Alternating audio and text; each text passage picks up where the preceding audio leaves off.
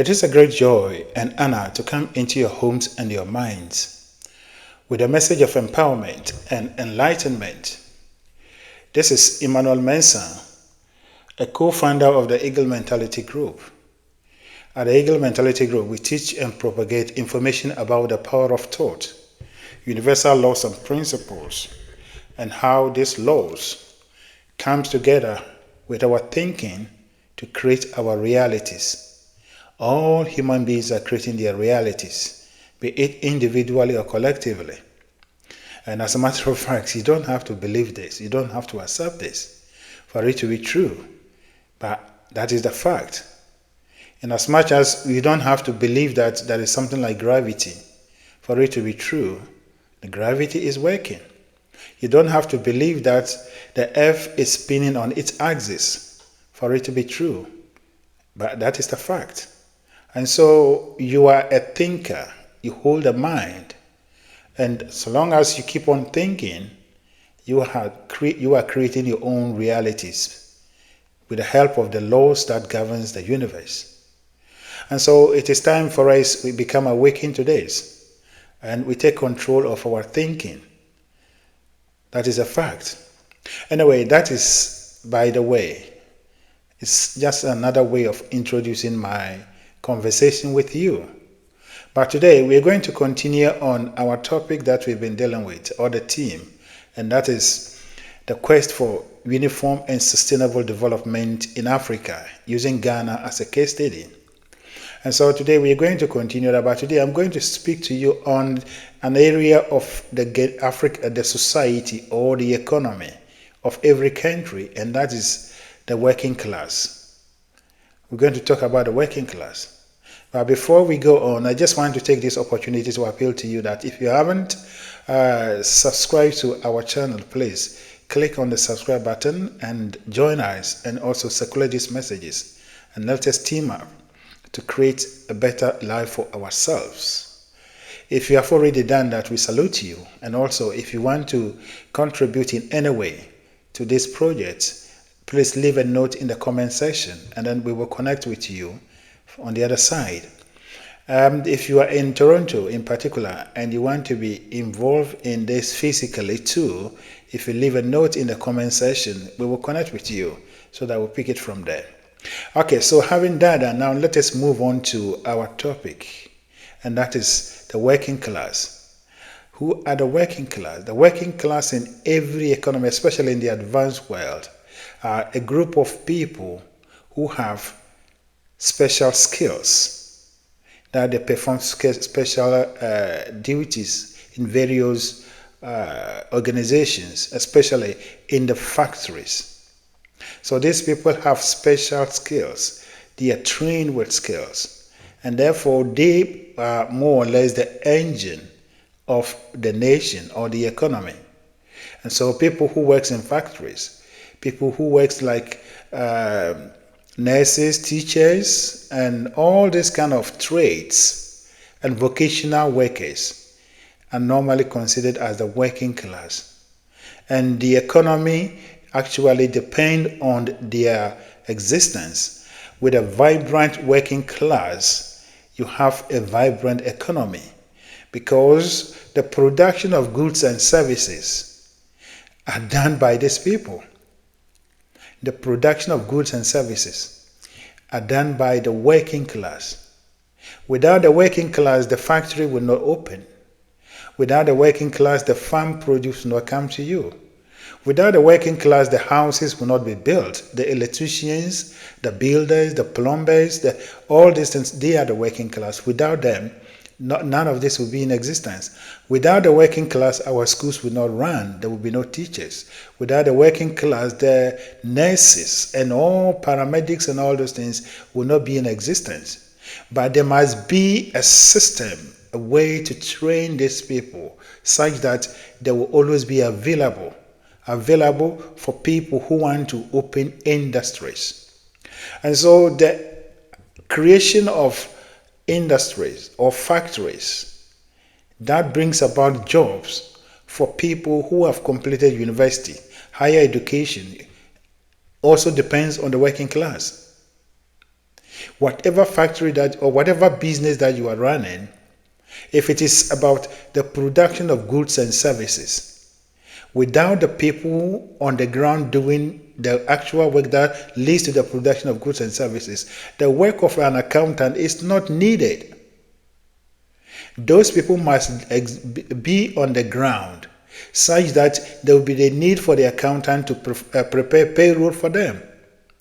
You see, and so this is how the economies in the advanced world are structured. One feeds the other. And so when the working class is breaking down, then manufacturing and other production services are going down.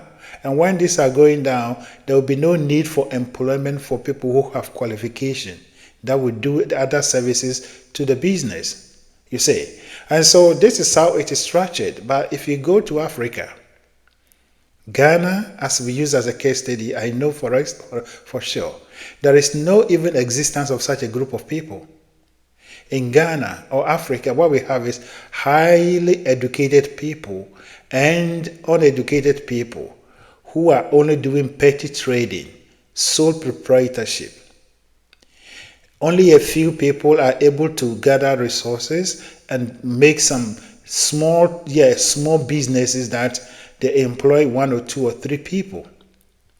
And so we don't have the working class. And this is happening because our education system does not lay emphasis or does not promote what we call vocational and trade training, vocational and trade institutions. You see, and so everyone wants to go to university, right from the family level. If you are 3 in the family, 3 siblings, the one that is able to go to university is considered as the most successful person. If you are in the community, those that have gone to the university are the most successful people. And then if peradventure one decides to go and do plumbing, one decides to go for electrician, the parents will say he is, bringing disgrace. Will say that person is bringing disgrace to the family. And so the emphasis is producing people who have higher qualification, and then we neglect the production of people who will do the actual work. And therefore, if an investor in any part of the world is looking for a place to invest his or her money to produce things, they will look for job, what we call labor. And labor, they are looking for cheap labor, but the cheap labor must come with the right skills. And so you will see that almost all the companies that outsource their jobs from the Western world into the other world, it went to only Asia. It didn't go to Africa. There is no country in Africa that can say that this is this business or this business in America, Britain, Germany outsource its these services to us in Africa. They only come for raw materials. And it is because our educational system does not produce people with hands-on skills, people with skills that they can do things like plumbing, electrical engineering, all these things at a standard level. We don't have that. But if you go to the Asian countries, they are more or less technical people. They've trained their people in such a way that they are very hands-on. Give them any tool, give them any equipment, they will operate it, they will do it, they have the skill. That is what they've been trained for. You see, so when we sit down and then we look at our economy that it is not performing well, things are not going on well, the graduates are walking about without jobs, then we turn around and blame each other. No, it is not about blaming each other. It's about asking ourselves questions. And as a matter of fact, it is reasonable to question those in leadership. But what I'm talking about, it runs through all the leaders that we have had since independence. You see, our educational system needs a reform. Our educational system needs a retweak in such a way that we will have a path for people that will go into these colleges and come out as professionals, workers, who can stand and perform any kind of job in their area, such as electricals, such as plumbing, such as this building and all those things, with standards. Until we get people that the investors are looking for to do the actual job, no investor will come and invest in our countries. They will come and take our raw materials and take it to other places to make the equipment and come and sell them to us. So we are losing in all grounds, you see. So it is our work, it is our making. As when I started this conversation and I said, you create your own reality, it may sound a little bit odd to you. But even if you look at this situation, we are creating our own realities. It is about time we sit down and look and observe what we are doing and then come to the realization that it is not working. It is not working. For us to have businessmen and women that can open big-time businesses, not just this buying and selling, people going to China and bring things and selling. No, people who are actually producing things at our end. For us to get that, we must first begin to develop the vocational and trade institutions in Africa. Let us take our minds off university education. Let us take our mind off with the abnormal obsession of university education. And now let us direct the energies and the exuberance of our young ones into learning practical skills. But for them to do that, we need to provide the facilities, the colleges, you said. And so when you look at whatever thing that is happening in Africa, it is because we are not receptive or we are not proactive to our challenges, and we don't compare what we are doing with what other people are doing. What I'm telling you, anyone that has lived in the developed world and is very observant and abreast of how things are done will confirm what I'm saying. The working class are those who are keeping the factories open. The working class are those who are keeping the roads running. The working class are those who are maintaining the roads, are those who are putting up the skyscrapers. All these things, the organizations that are doing this will not exist if there were no this group of people. You cannot put up a house without having people as builders, constructors, and other things for them to do the job for you. You see, and so it is time, you see, and as the Greek philosopher said, that the unexamined life is not worth living, and exactly is what we need to do. We need to re-examine our own life, our own choices. Where are we placing ourselves? You see, the African is so obsessed with this high-level education. If you come to America and all those places, people who have made the greatest inventions, they didn't even step in secondary school. Most of them didn't even go to high school. But it is because they had this vocational and trade institutions. They were able to go there and learn the skills, develop themselves, and then they come back and they create things. Small to middle level businesses are non-existent in Africa. If it is not just maybe one person having his money and be opened one business, all the others are sole proprietorship. You say, so how can you create employment? You say, so the working class is what we need to look at. And this can happen only when we begin to open up vocational and trade institutions. And as a matter of fact, as I have always been saying, this kind of rampant opening of universities all across Ghana and Africa is not needed. And if I were to be in the seat of the president of Ghana, His Excellency John Mahama, believe me or not, all the private universities will be demoted into vocational and training colleges, and none of them will be allowed to operate only in the cities. They will be pushed into the hinterland, such that the young men and women in the villages and towns will have access to college and proper college institutions, that they don't have to travel to the city. You see, then we train young men and women who knows what they are doing. If it is electricals, if it is plumbing, even if it is computing and all those things. Now computing, other things are practical things that people are doing, you see. And I personally have an experience when I was working in the bank, and we have our technical support. If you have an issue with your network, your computer or whatever, this is the team that you call. And anytime you call, the person who picks is speaking from India, because the Indians are technically oriented. They purposely train their young ones. India is selling technology, people with technical skills to the world. What are we doing?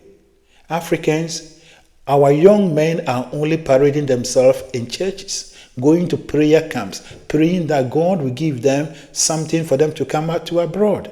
Who will come and open a business in a place that young men and women don't have any skills apart from knowing how to pray and chase demons? Who will come and open an industry in such a country? So we need to take a mirror and look at ourselves and ask ourselves questions. What we are doing here is not about this bookish talks. You see, when you listen to the radio stations and TV stations, all this, what they call, someone comes, they say he's a doctor, this is a professor, and when they come and sit down, when they talk about this bookish thing to confuse the people. But the fact is that it's as simple as that ABC. Create vocational and technical institutions. Train the younger ones to be hands-on, such that they will be able to do this kind of jobs. And then use that to, pitch investors to come that way. If you come, we have this kind of skills, pool of skills that you have cheap labor. And if you come and open your industry in it here, you have cheap labor. It is when we do that, they come and open their industry, they come and open their factories. Then the accountant that has completed University of Ghana will get a job as an accountant in that business. But so long as what the investor is looking for, those who will produce what the investor is looking for are non-existent, they will not come. They will come and take our raw materials and use it in other parts of the world, you see. And so it is simply we sitting down and ask ourselves basic questions. Let us just take our mind off this kind of high-class things that we want to do. It is only when we get this class of people well-structured, those who go to colleges, those who go to vocational and polytechnics, most of them will develop into high-class businessmen and set up organizations. Their business grows to become conglomerates, you see. And as a matter of fact, if you go to a place like Germany, that is why Germany, they have a lot of technical institutes. Germany have a lot of technical institutes because they run two streams of education in the same school, vocational and technical. And so those who go to technicals, they become the professionals that those who will come out to set up businesses. And then they employ those who go through the academic route and then employ them as their employees. It's as simple as that. We don't want to do the simple and basic things, but we want to do the bigger ones, you see. And so it is time for us to begin to talk about the working class. How can we create a vibrant working class? How can we even standardize our way of doing things? By now, carpenters and all these things, they shouldn't be doing this kind of things that they are doing, as you say. We should have a standard ways that we put most of these artisans into groups that they form partnership and build their businesses to grow to become bigger ones. We don't have any scheme for people. It is just anyone doing anyhow. So if you take our system, if you go to housing, everyone is building the way he or she wants. If you go to business, everyone is doing whatever he or she wants. We don't have the spirit of partnership, pulling resources together by 2 or 3 people, such that we can leverage the strength of the resources, the strength of the three people, you see. That is how it is done everywhere. And that is why when you come to this part of the most of businesses, you see this and partners, this and co. They are not just single people. They are not even family members. They are just business partners that have come down to create businesses. We need middle to medium scale workers and businesses. And this will happen only when we take conscious effort to develop the skills that are needed. The Ghanaian education and the African education is a crap educational system. The educational system that produces only graduates that cannot do anything apart from reading. It's not a good education. And that is what all of us we went through. But if you come to other parts of the world, whatever you have, you will get someone to do it for you. Go to China, go to these Asian countries. I've met a lot of these Asian boys and girls here, and what they do is amazing. They didn't learn it in Canada, they learned it in their countries. Anyone coming from Ghana, what has the person got? Nothing. Anyone coming from Nigeria, what has the person got? Nothing. You see, and so no one is discriminating against us, but we are not being proactive and looking at how we can leverage the opportunities that are around us. And that is why this is very necessary. And I always say that I am not speaking to the president of Ghana or any country, but I'm speaking to you, the ordinary people. When we begin to make this as our conversation, and then we prove to them, we demand it, we put it before the leaders, they know that you know what you are saying, then that they will begin to lay down the structures. We need educational systems that promote vocational and trade, hands-on skills, not only education that produce academics, that they don't do anything. So that is my message for you today. I will continue on this topic tomorrow. This is an area that we have to look at. And my determination and my dream is that you will become awakened to this, and then know that you are a key pillar in the scheme of things, regardless of where you are, regardless of who you are, regardless of whatever situation you are going through, your circumstance. You can rise from that point to become one of the best. And therefore, do not let your current circumstances pin you down, but use it as a motivation, use it as inspiration, and then propel yourself. When you take your mind and you think in the right way, then take the right actions, there is no way that you will fail. No one has ever done the right thing to get the wrong results. And the same way, no one has ever done the wrong thing to get the right result. So long as you are getting the wrong result, it means you're not doing the right thing. Now let us do the right thing. Right from each and every one of us as individuals to collectively as a group of people, as nations, Ghana, Nigeria, Tanzania, Uganda, Kenya, South Africa, Sierra Leone, Liberia, all these things. The African young man needs skills, but no longer book qualification that leads to nothing. A word to a wise is enough. And so that is my message for you. But before I sign off, once again, please click on the subscribe button and let us take this movement to a higher ground. And also, if you want to be part of this project, please leave a note in the comment section and we will connect with you. Thank you and have a blessed day.